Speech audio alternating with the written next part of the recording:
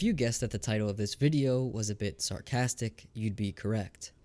Today, we aren't discussing Oregon or Cafe or Villa, but Theme Park, which is EU's least favorite map statistically.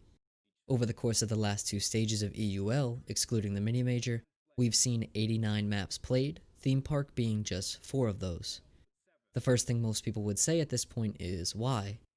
You can provide a subjective answer to this and just say that the map sucks, but I personally disagree. Regardless, the main reason that Theme Park goes mostly untouched by EU teams is a combination of the map's theoretical defender-sidedness and the league's best-of-1 format. Since teams only get to play one map for their chance at 3 points, and since the team which bans last or chooses the map the game is played on has to attack first, most teams don't think that it's worth it. There's a pretty decent chance that you go into your defensive half down 5-1 or even 6-0, and while now you're on defense, going into it at so much of a deficit can have adverse mental effects. This personally makes me quite upset since, as I stated before, I quite like the map. I think that it has a decent amount of potential for some interesting strategies, but since I don't get to watch it incredibly often, I figured I'd make this video to get my theme park fix. I'd like to look at each bomb site and address how they're being played defensively by EU teams, pointing out some common setups and innovative ideas. One of my favorite ideas that I'll discuss is this setup on quad wall, which both G2 and Rogue ran in their stage 2 games. They reinforce only the 2 middle panels, which eliminates the majority of deep angles into sight from Cafe, while opening up the outside walls. On the right hand side, they make only head holes, allowing for any defenders near box more aggressive sightlines towards Cafe, while on the left they make a rotate.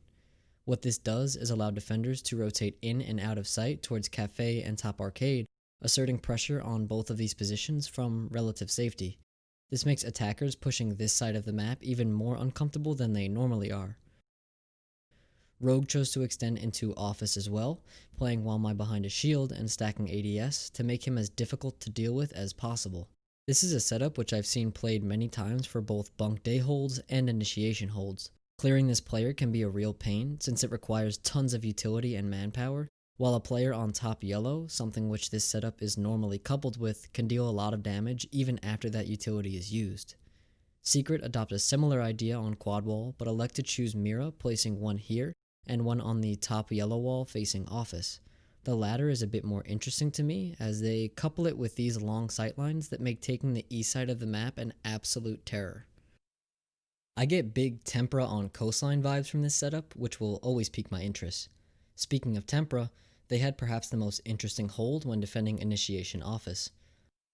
What we saw both them and Vitality do was extend to top Dragon, dedicating a ton of utility to this position, which at first may seem rather weak, but turns out to be really strong when coupled with similar sightlines as Secrets discussed just before.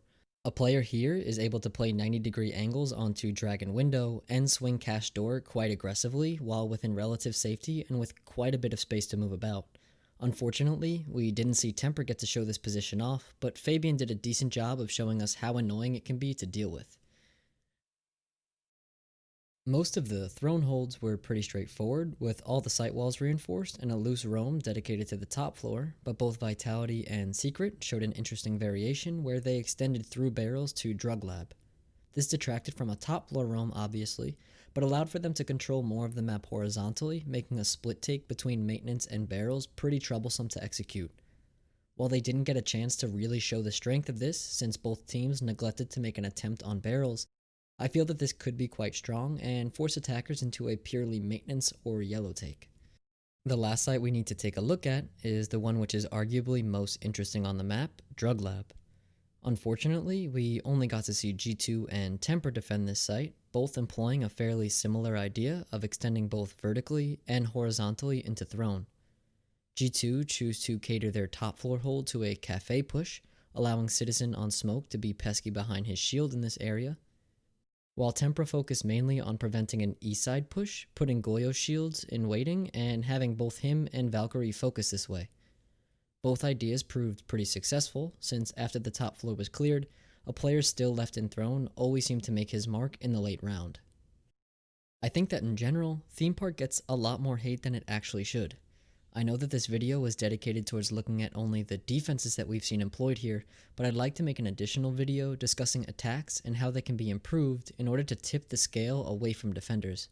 I hope that EU teams begin to play the map more, but even more importantly, I hope that Theme Park's pick rate reveals to league admins the restrictions which a best of 1 format impose on teams, so that we can move past this and towards the best of 3 format which we all, spectators and players, would love to see.